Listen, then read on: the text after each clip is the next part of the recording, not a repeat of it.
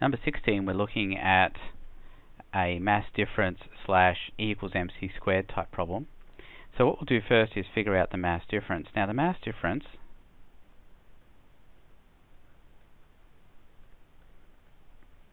is going to be the sum of the mass of the products minus the sum of the mass of the reactants. Now when we do that, it's going to be 4.18 12 plus 5.1511 minus, and you'll notice I put the products and reactants in square brackets here.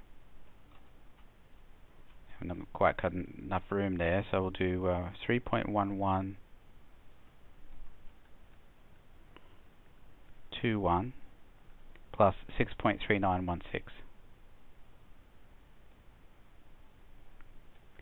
And that comes out to be negative 0.1714 AMU. So all of those are in AMU. The number of significant figures here, these are all 4 decimal places, or 4 places past the decimal. So our answer comes out to be 4 places past the decimal as well. So that's the mass in AMU, or the mass difference. You'll notice it's a negative value. We expect it to be because we lost mass going from the reactants to the products. The products were less mass than the reactants, essentially. So what we can do now is we can apply our E equals mc squared equation here.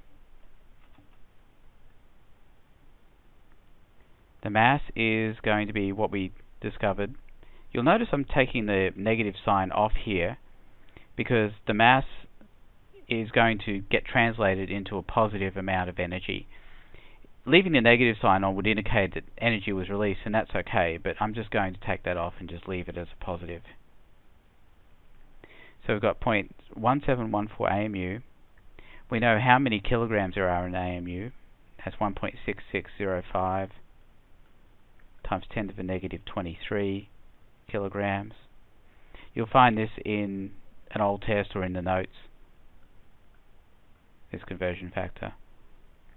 And then 2.998 times 10 to the 8th meters per second. That's the speed of light, and that's all squared. And then to get it into kilojoules or joules per mole in this case, it would be times 6.022 times 10 to the 23. And the unit on that is moles to the negative 1. So that's everything in a mole. Now the thing is, the AMUs will cancel. We're left with kilograms and meters squared per second squared, because all of that gets squared. And all of that equates to a joule. So the answer we get for this is going to be 1.540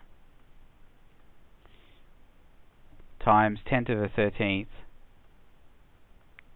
joules per mole.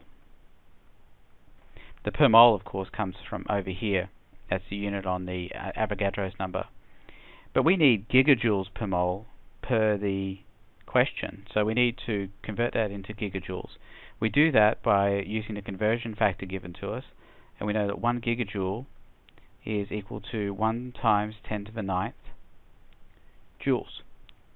And that will give us 15,404 gigajoules per mole. Taking this down for significant figures, it would be 15,400,